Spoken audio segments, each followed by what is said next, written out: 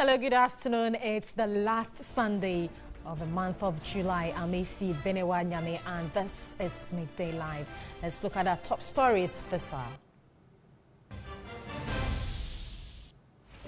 Families in the northern region are already feeling the impact of the fall armyworm invasion as the pests have invaded all their farms, including early maturing maize due for harvest. Also coming up, Communications Minister gives an end-of-year ultimatum for all government institutions to migrate their official communication emails onto the government domain due to persistent cyber threats. The Tema Regional Electricity Company of Ghana commissions a 2.2 million cedi bulk supply substation to ensure reliability of power within the metropolis and its environs. Also coming up, commuters using the Manfe-Koforidua Road would have to use alternative routes as the Ghana Highway Authority closes the road to traffic for 12 hours a day over the next 6 weeks for rehabilitation.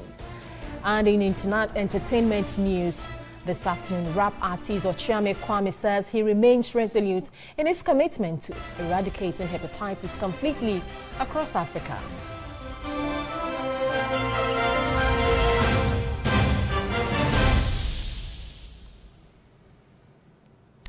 We'll bring you international and sports news as well as some business stories all coming up in the next 1 hour. Now let's settle for the details. Families in the northern region are already feeling the impact of the fall armyworm invasion. The pests have invaded all their farms, including early maturing maize, which would have been due for harvest and which they usually depend on to take care of their homes. These families are already skipping meals as a result, and they blame governments for downplaying the threats posed by these worms. On Thursday, the Food and Agriculture Minister, Dr. Ifriya Akoto, told Parliament the fall armyworm had been defeated. The fall armyworm invasion has been defeated by the government. But contrary to that, farmers in the northern region are saying the worms have actually multiplied ahead of the new planting season. Apart from battling climate change, farmers are battling the fall armyworm invasion of their farms. The hungry pest arrived in the country last year during the harvesting of crops by farmers. Farmers say they have sprayed their farms several times with the recommended chemicals, but the worms keep multiplying. They are employing new tactics in fighting the pest using other substances like pepper, salt, washing powder, and herbs to fight the fall armyworm. Farmers say they are yet to benefit from the government's free chemical distribution. They want the Food and Agri Minister to turn his attention to eliminating the pest in the northern region. Well, we're trying to make contact with our northern region correspondent Eva Atiboka, who has been touring some of these farms to bring us updates of the situation there. We have Eva on the line now. Hello, good afternoon, Eva, if you can hear me. Good afternoon. Well, so tell us the places that you have visited and what the farmers, you have interacted with the farmers, what they have been telling you. I have been to a lot of places, but all within the northern region. And this, what they've been telling me this year, is that this year it's not been that good for them. The rains didn't come early for them to do sowing because they were so erratic, and it even came very late. So they were weeks or months behind the agricultural calendar. But some defied the weather to plant with the very early erratic rain. But that they had their farms all invaded by the fall armyworm. So this year in particular has not been that good for them.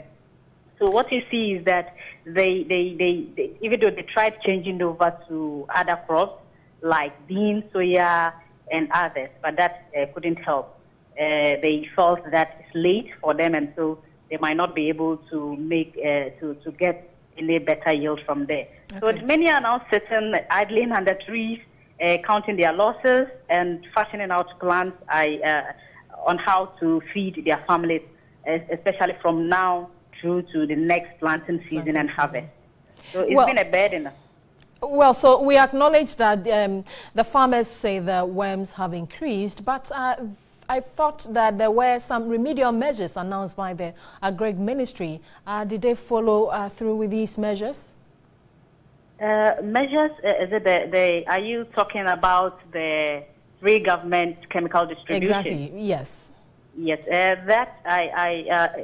let me tell you, farmers are always in the rural communities. They're always far away from town.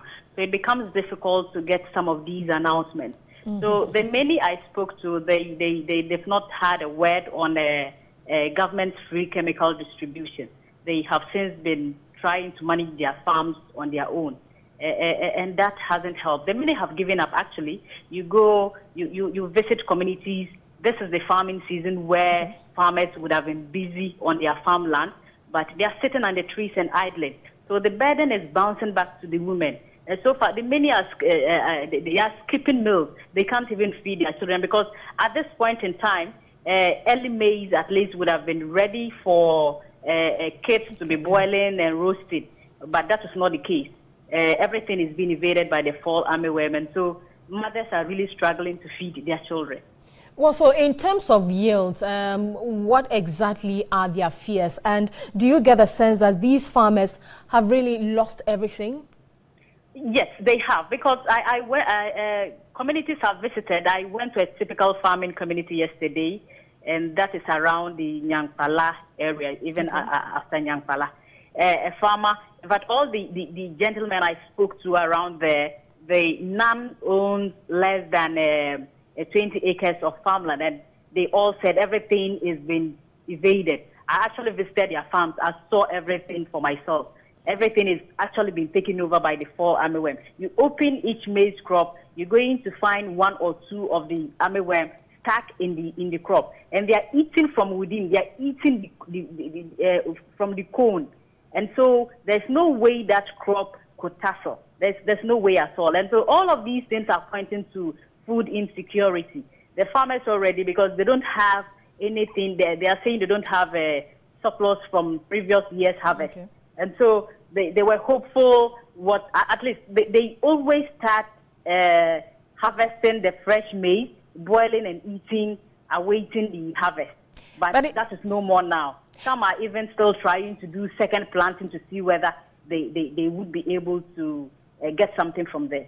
Well, Eva, I finally, before you go, I don't know if you have visited the regional or district agri offices. If you have, what have they been telling you? Because they should be seeing, helping these farmers. I went to a day after I went on tour first day, the second day. I went to the MOFA office. I sat there, for a very long time, just to get hold of the regional director of Agri. But he was tight in meetings, left and right, here and there, and so I couldn't get in touch with him. That was on Friday. So there was no way. Thursday I was there. Friday I tried calling him. It couldn't work out, and today being a weekend, there's no way. Yesterday was a Saturday, there was no way I could get him. Today a Sunday, so even if I'll get hold of him, I'm thinking that will be Monday. But throughout your monitoring or your observations, you haven't see them directly involved with these farmers, have you? No, I haven't. What farmers are actually complaining, because they are not really the extension officers who would have been helping these farmers to at least manage the pests. They don't see them at all. The farmers are in the rural communities, and they are all saying they've not seen anybody around to try to help them, give them directions on what to do. Some have taken painful steps to MOFA offices, district MOFA offices, or they go there. What they say is that they've not been given the necessary attention. Sometimes they go there, they prescribe the chemicals for them to go and buy instead. But because some of them have already heard of government-free chemical distribution, they think they will get the chemicals, and so they go there, they prescribe for them. They really don't have the money to buy. That is what they keep telling me. Others would say they have gotten hold of extension officers, but what they do tell them is they should fuel their motorbikes before they would go and have a look at their farm. which of course the farmers, they say they don't have that capacity. And so it's really, they don't see the extension officers. Well, thanks so much. Irrigation is our Northern Regional correspondent, and she has been assessing the impact of the fall armyworms on some of the farms in the Northern region. We'll bring you more on this particular story. This is still Midday Live. Let's move on. The fight against forest degradation in Ghana has gained a major boost following the inception of a new monitoring technology under the Forest 2020 project. The project, in partnership with the KNUST and Econotrica, will monitor every activity within Ghana's forest zones via satellites for prompt and effective response. Even though frameworks have been developed to help countries protect and restore their forest resources, inadequate monitoring systems remain a barrier to effective implementation. And these technical barriers are what Forest 2020, a UK Space Agency's international partnership program, seeks to address. The 5-year £152 million program, designed to partner UK space expertise in emerging economies to deliver a sustainable economic and societal benefit. Forest 2020 aims to protect and restore up to 300 million hectares of tropical forest by improving national forest monitoring systems in 6 partner countries through better applications of satellite data. It will also help build and add value to existing systems and initiatives. The project will also improve accuracy and frequency of land use maps, methods to distinguish tree crop and natural forest, as well as improve capacity to map out extent and dynamics of mangroves. If we are able to tell that somebody is illegally harvesting trees, probably close to water body, and we are able to stop that, then of course that water table will be maintained and will continuously have the water in good quality. Cross-cutting outputs are essential for longer-term impact and future funding, and covers all sectors of the forest industry. This particular program is supposed to help us to be able to get accurate and timely information to be able to put in interventions to be able to protect the forest. Other partner nations are Indonesia, Brazil, Mexico, Colombia and Kenya. River bodies used for irrigating seed gardens by Cocoa Board in the Bonsu Cocoa Station in the Eastern region have been polluted by galamsey activities. This has subsequently affected production, reducing annual yields from between 700 to 800,000 pots to 450,000 pots, a threat to the 1 million ton projection by the government. The Bonsu Cocoa Station is under the new Jabin Cocoa District in the Eastern region. It has 4 of the 27 seed gardens across the country. The 4 sites of seed gardens covering 49.86 hectares of cocoa farms are irrigated with the Brim River, which has been heavily polluted. It has affected our production. We were able to produce 700 and 800,000 a year. And besides the outbreak of the swollen shoe disease, if we have the irrigation facility in place, we could produce more than what we are having now. Experts say this has negatively affected the hand pollination exercise, which is now done only during rainy seasons, putting on hold minor season pollination. Some of the farmers need the pause in May, June to plant a stick. That's why the management decided that we should have a way to help the farmers. They came with the idea for the construction of irrigation facility here. So if it had not been the galamsey activities, we wouldn't have any much problem with the post-production throughout the year. The artificial hand pollination is aimed at increasing cocoa yields in the country due to the depletion of natural pollinators, resulting in reduction in cocoa yields. It involves the picking of pollen from male cocoa flowers and dropping it on the stigma for cross-fertilization.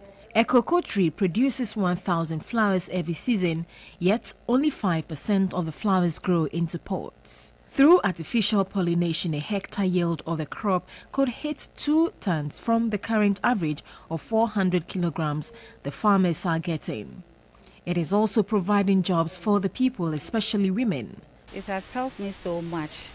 I use this work to cater for my children, further their education, and I have even a house from the work. It is expedient for the government to, as a matter of urgency, find alternative irrigation systems to help sustain the farms if the 1 million ton annual target is to be achieved. Meanwhile, experts have cited poor agronomic practices as a cause of Ghana's dwindling cocoa production. They are, however, optimistic government's 1 million tons production target is achievable if farmers have access to improved hybrid seedlings and adhere to best practices. Catherine Frimpoma has more. Cocoa production in Ghana has fluctuated over the years. Ghana achieved its historic peak production of 1 million metric tons during the 2010-2011 season. Production, however, declined to 900,000 metric tons in subsequent years, producing a little over 700,000 metric tons in 2014-2015, the lowest in the last decade.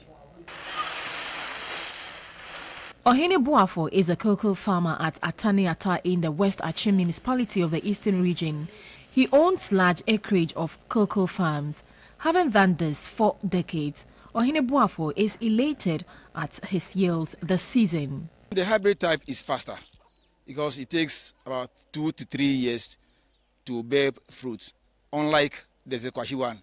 The Tekwashi one takes even 5 to 8 years, and the hybrid seedling is always, some of the pods are on the tree, so it is very good than the Tekwashi pods. From 2 bags per hectare yield years ago, Ohene Buafo now boasts of 8 bags per hectare. This he attributes to the improved hybrid cocoa seedlings coupled with sound agronomic practices he adopted upon the advice of experts. Cocoa Life has given a lot of education through their cocoa extension agent. We were told how to maintain our farms well in terms of weeding, pruning, spraying, doing good agricultural practice. And in fact, I listen to the advice, I take the advice, and my yield have increased. Ohene Buafo is one of the millions of cocoa farmers who benefit from the free distribution of improved cocoa seedlings for the Cocoa Life program. The program, which began 10 years ago, has benefited communities in the various cocoa districts including New Jabin, West Achim, Suhum and Fantiakwa in the eastern region, Amansia West in the Ashanti region, Wassa East in the western region, and Isunafo North in the Bunahafo region. Tree Global, an international nursery service which provides high-performance seedlings to large-scale projects focused on agriculture, is being partnered to produce quality and innovative seedlings to farmers that ensure high yields in the Cocoa Life communities where Mondless operates. The seedlings are nursed in plastic pots designed to protect the tap root of the seedling instead of the usual polythene to boost production. It has a maturity period of 18 months as compared to the hybrid Tekwashi seedlings, which has over 4 years maturity period. The seed from the same garden, seed garden from Cocoa Boat Seed Gardens, so it's the same genetic material. It's only the good condition that we are giving from the beginning of the development of the seedlings. However, the nursery needs support for expansion. Demand for the nurseries far outstrips supply. What we have been asked by Mondalis to produce currently is just 565,000 seedlings, which we have distributed already. And the farmers are still in need of more. They have been coming here day in, day out. We can only expand our capacity based on what? The company that we are working with. Tree Global is open for partnership from government and individuals in order to increase production capacity and subsequently annual national production of cocoa. We have a capacity to produce at least 1 million seedlings. We can produce more than that. It will be good if the authorities concerned partner Tree Global to establish nurseries in almost all cocoa growing areas, if not all, in Ghana, because our technology is very, very good. That is the only way out. The country lead of Mondless International Cocoa Life, Yapepra Amekuji, is optimistic Ghana's 1 million target can be reached if such programs will be given the needed assistance. We should be able to have similar facilities in the western regions, especially western north. We should have one in the Volta region. We should have one in Ashanti region and one in Brongahafo. That's why I'm saying that my vision is to see 5 of such facilities across Ghana. And away from that, U.S. Ambassador to Ghana, Robert Jackson, has bemoaned Ghana's inability to maximize and increase exports under the Africa Growth and Opportunity Act, AGOA. That notwithstanding, the Ministry of Trade and Industry has set a target to increase exports under AGOA to $500 million in 4 years, despite a $29 million export recorded in 2016. The Africa Growth and Opportunity Act defines the U.S. commercial relationship in trade and investment with Africa. AGOA was first signed into law in 2000 for an initial 15 years, but the U.S. Congress extended it by another 10 years. In 2015, Ghana exported $9 million worth of goods under AGOA. The figure increased to $29 million in 2016, of which $12 million was non-oil goods. The U.S. Ambassador to Ghana, Robert Jackson, says the export volumes from Ghana are disappointing, considering the opportunity to export goods from a list of nearly 7,000 qualifying products duty-free to the U.S. market. I think that following the joint venture model, it offers great potential. The AGOA validation strategy identifies about 10 different products that have particularly great advantages in the U.S. market. I would like to see come out of this event is a renewed interest in creating jobs based on exports from Ghana to the United States and other countries. Speaking at the validation of the National Utilization Strategy, Deputy Trade Minister Robert Ahon-Kalensi said government has set a target to increase exports under AGOA to $500 million in 4 years. The target is clear. It's not based on some wishful thinking. It is based on the analysis which part of this strategy will share with us to show the opportunities. And it's also reflected in nationwide stakeholder consultation that happened prior to drafting and finalization of the strategy document. It is common knowledge that we have clearly underutilized where we are with it, and that several other eligible countries, including Ghana, lag very far behind others. The Ghana AGOA strategy builds on Ghana's national export strategy, which seeks to double the country's non-traditional export earnings to $5 billion per year. Okay, so we will now... To technology news now. 2 Ghanaian science students have developed mobile applications that are able to reduce road traffic accidents and increase crime detection. The apps by the Regent University College of Science and Technology students were developed during a 4-week exchange program with a Korean university.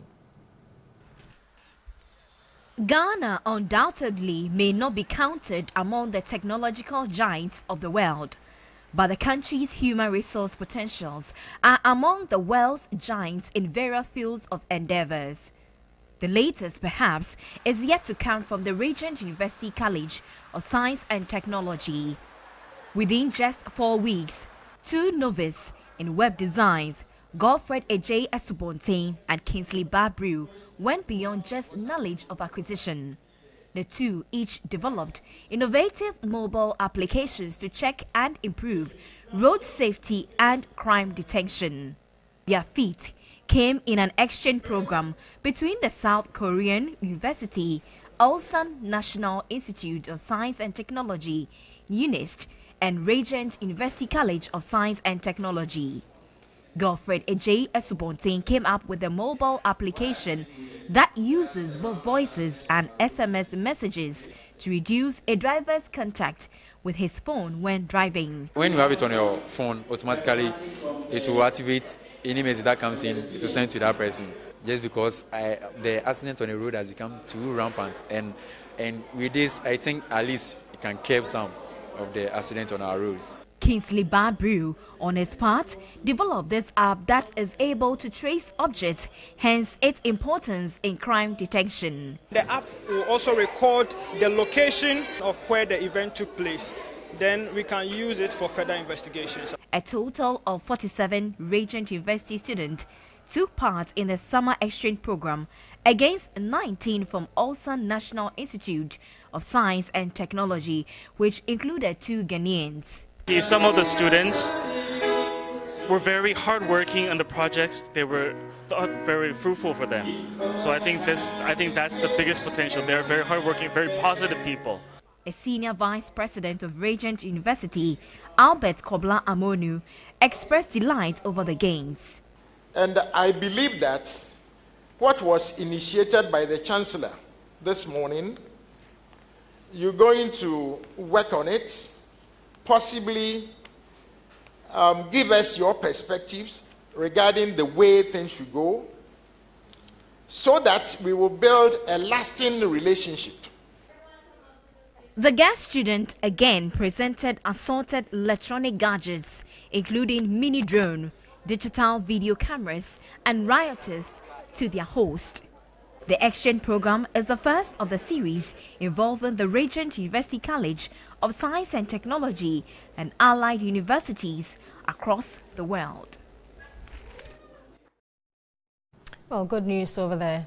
The Minister for Communication has asked all government institutions to migrate their official communication emails onto the official government email domain before the end of the year. Esla Owusu cautioned it is not safe for government institutions to share information through email domains that are not secured. The minister asked government agencies and MMDAs to consult National Information and Technology Agency for all their IT needs. She added that since Ghana is fast becoming a smart country, government emails without the official government domain will not be accepted because of the high security risk in using such platforms. By the end of this year, we don't want to receive any official communication from any ministry, department or agency on any email platform other than .gov.gh. That information is not your personal information. It is official communication. You're doing government's work. And so that must be on the government platform. Meanwhile, the Acting Director General of NITA Ghana, Jeffrey Konedu-Addo, said his outfit is rebranding to attend to all the technological needs of government agencies and MMDAs. The agency will also provide a common secured platform for all government communication. He suggested the agency be made an authority to consolidate all IT personnel and deploy them to government agencies. It's time that we look at people working in the government agencies, IT people, and structure them such that they are placed into one basket, look at the structure of their remunerations, and offer a better package so that they can stay and work for government. A participant at the meeting from the Land Commission expressed satisfaction but stressed the need for more collaboration among stakeholders. If NITA is trying to operate like an accountant general, then I think it's a good thing. Then all the IT would be under one umbrella, will be managed and paid from there, but will be working for the various organizations. The Acting Deputy Director General, Kweku Cheofori, said NITA is rebranding to offer quality services. The minority in Parliament on Thursday threatened to impeach the Speaker of the House following disagreements over what they say was disrespect and unfair treatment by the Honourable Speaker, Professor Michael Koi. But the question still remains whether there is a legal possibility and what the processes are. Parliamentary correspondent Mercy Darling Loco has been finding out. Order 107 of the Standing Order of the Parliament of Ghana clearly spells out processes for the removal of the Speaker or Deputy Speaker of the Legislature. Order 107 Clause 1 states that a motion for the resolution to remove from office Mr. Speaker or Deputy Speakers shall be moved in the following manner. 7 days notice signed by 1/3 of all members of Parliament shall be given. The motion shall be debated in Parliament within 14 days of its receipt by Mr. Speaker and shall be supported by the votes in secret ballot of not less than 3/4 of all the members of Parliament. Prior proceedings shall be taken in a committee appointed in that behalf. The Speaker or the Deputy Speaker shall be entitled to be heard in his defense either by himself or a representative. Section 2 of the same Order 107 indicates that neither Mr. Speaker nor a Deputy Speaker in respect of whom proceedings for removal has commenced shall preside over such proceedings. To one of our headline stories, and commuters using the Manfi-Koforidua Road would have to use alternative routes as a 30-kilometer stretch of road will be closed to traffic before 6 a.m. and 12 noon for the next 6 weeks. Officials of the Ghana Highway Authority says the temporary closure is to enable rehabilitation works to complete during the period. The Road and Transport Minister Kwesi Amwakwata and highway officials made this known when they went to the site to assess the extent of damage on the Tinkonya-Mebetred-Koforidua Road that caved in weeks ago. The Koforidua-Manfi Road, according to highway officials, is a surface dressing road constructed some 25 years ago and maintained by resealing and pothole patching. Motorists are being asked to use the Ebri in Sawam, Edukrom Nkrankai and in Sawam Suhum alternative roads during the period of closure. Officials at the Ghana Highway Authority explained the rehabilitation work on portions of the Cave Road and other portions of Tinkonya-Mebetred Road is expected to cost 12,000 cedis. We take a breather here. Stay with us. We'll be back with more news.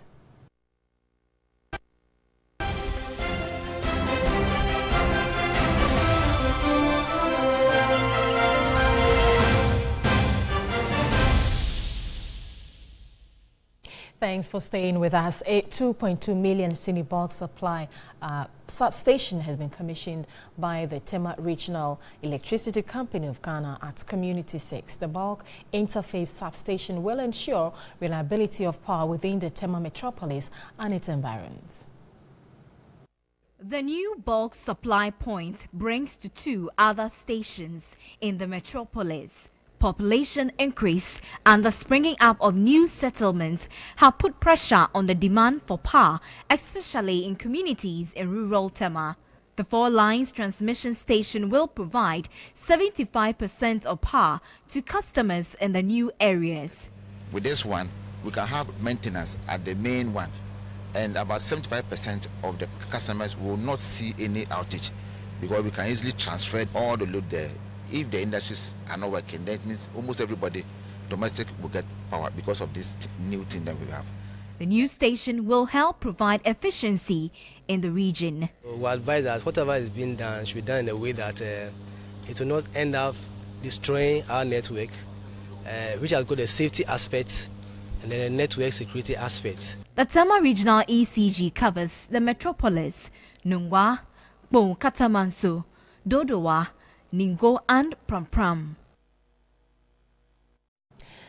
In a related development, there is an easy calm in the Yellow-Krobo district of the Eastern region over alleged irregularities in electricity billing system. Residents have kicked against a move by the traditional council to allow ECG to commence work if their bills are not withdrawn.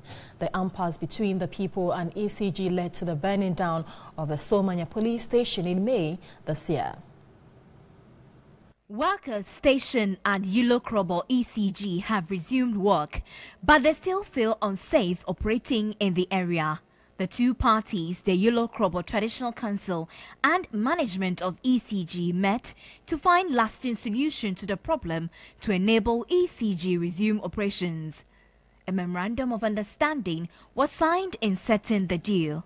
After that meeting, the youth and some residents of the town also kicked against the move. They said overbilling must be investigated or possibly a cancellation of all outstanding bills in the community, since that was what caused the confusion. And then we are here, there's a peace pipe. There's no peace pipe. The pipe is leaking. So yes, you be very careful to enter Krobo town. No. They should hold on for the meantime. If not, we are taking the case to court. But the traditional council and elders also disagrees. You are alleging that you have been overbilled. An avenue has been created for you now to go there with your bill to demonstrate to ECG that you have been overbilled. for ECG to tell you that you have not been overbuilt. This is the opportunity. So the issue they raised has been addressed.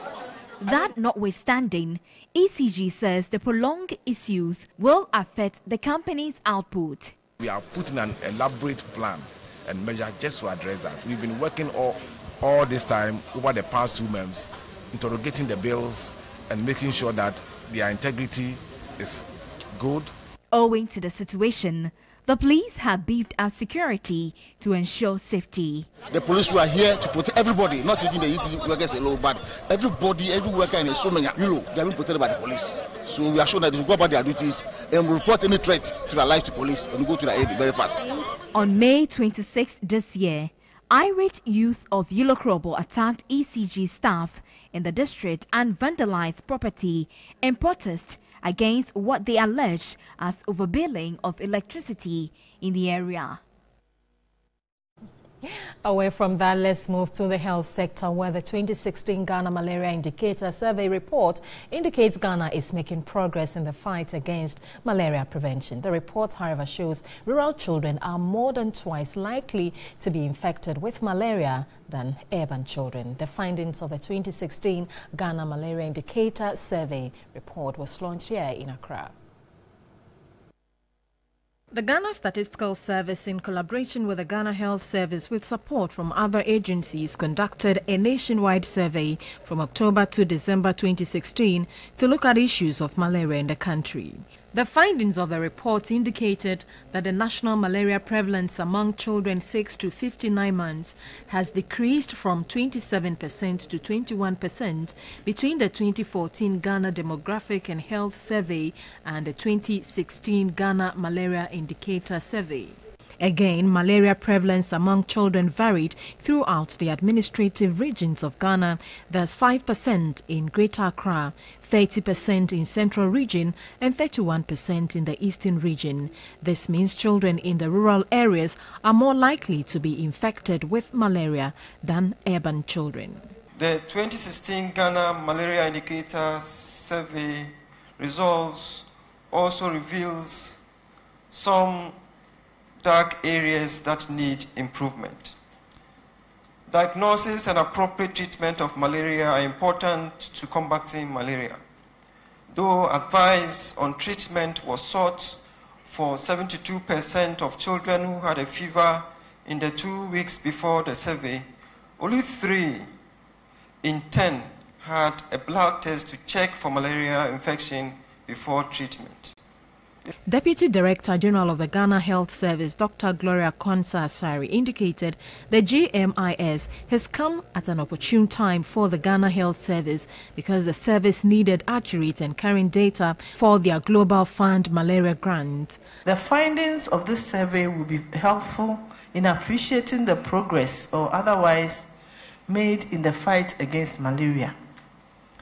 It will also reveal possible areas for further action and research. Acting Program Manager of the National Malaria Control Program is Dr. Kezia Mal.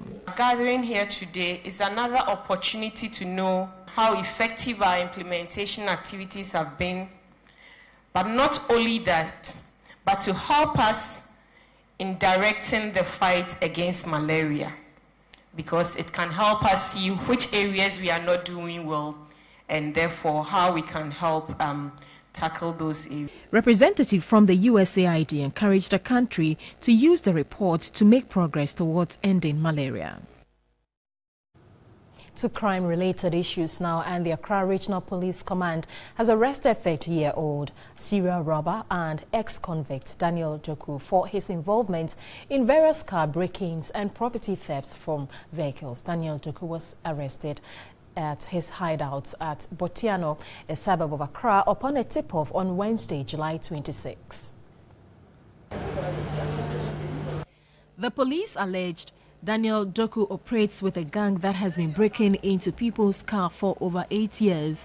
Suspect Daniel Doku was arrested in 2009 with the same offense, tried and incarcerated for 4 years. The police said Daniel served his prison terms but returned home more hardened.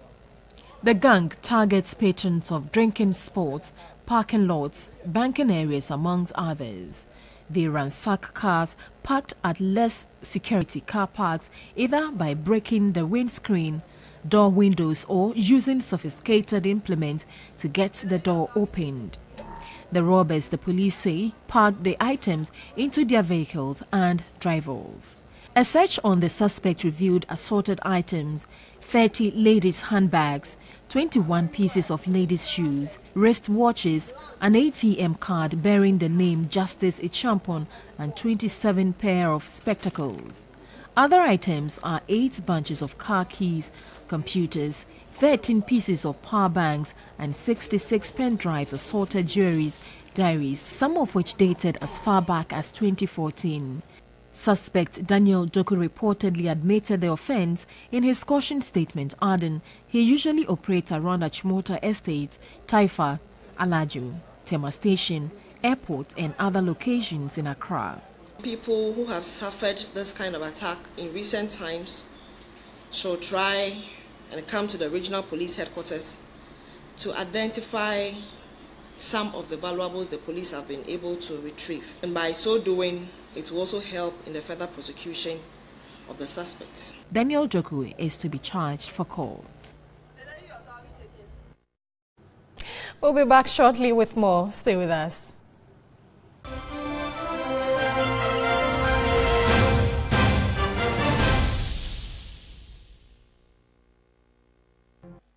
All right, so you're welcome to Midday's sports news. My name is Thierry Nyana. Let's start off with the MTN FA Cup, where there are 5 Premier League teams at this stage, signifying how good the top sides are in this competition. They're not taking it, any liberties in this particular one at all. 10-time winners Accra Hearts of Oak will welcome Division 1 side Bot FC to the Accra Sports Stadium, as they bid to pick up a trophy they've missed out on for several years now. Now, Asante Kotoko also have an engagement at the Bayara Stadium with Minos NEA Salamina, but that game has been postponed. The only all-Premier League clash at the stage features Wild Stars versus Brecum Chelsea, who will battle it out at the Malik Jaber Park. All games scheduled for today at 3 p.m.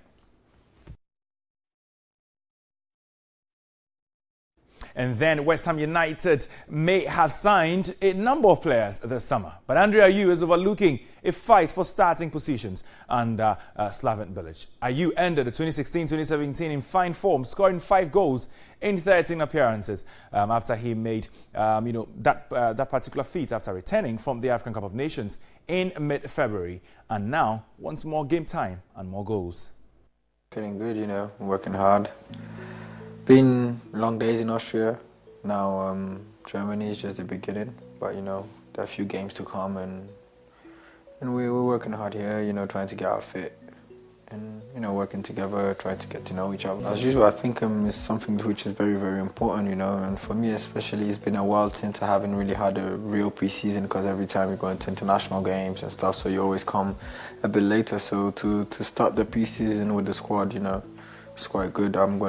I think I'm going to have a month of pre-season before the Premiership starts. I think I'm quite happy to see players coming in, good players coming in.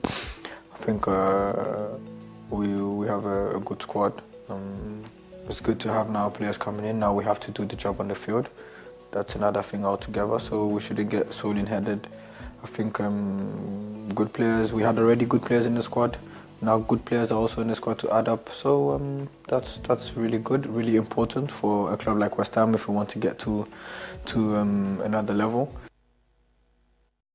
To some more Ghana internationals, and Latif Blessing scored the winning goal as Sporting Kansas City surged back to the Western Conference Summit in a wildly entertaining 3-2 win over Chicago Fire on Saturday night at the sold-out Children's Mercy Park. So it was a battle of 2 Ghanaian attackers. The former Liberty Professionals poster boy tallied 3 goals in the MLS with a neat effort to help Kansas claim full spoils, despite compatriot David Akam scoring for the Chicago Fire. So both Ghanaians netting in that particular game. The host opening scoring in the 23rd minute. 5 minutes later, the Fire equalized, but Sporting Kansas City regained the lead right before halftime. Blessing got Kansas their 3rd goal of the evening in the 51st minute. that was exactly how these two Ghanaians fared in that particular game. Slowly, he's edging closer to the national team, isn't he?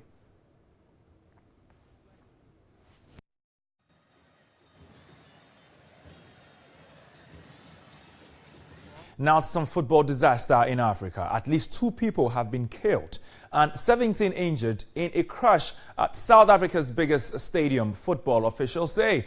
It took place during the Soweto derby between football clubs Kaizer Chiefs and Orlando Pirates in Johannesburg. Orlando Pirates said the crash happened when people attempted to push their way through the gates into the 87,000 capacity FNB Stadium. Authorities allowed the pre-season cup game to continue. Public safety official Mike Sun said on social media, that's Twitter, that all gates at the stadium had been opened to ensure crowd control and that the situation was later brought under control. But of course, the 17 people were injured. One is in a critical condition, the stadium managers say. One of the matters discussed at length was stadium disasters on the continent. We have entertainment news coming up next, and rapper Tizo Chiame Kwame says he remains resolute in his commitment to fighting hepatitis. The self-acclaimed best rapper who set out to wage a campaign against the deadly disease with a nationwide screening and vaccination exercise said his target is to help eradicate the disease completely across Africa.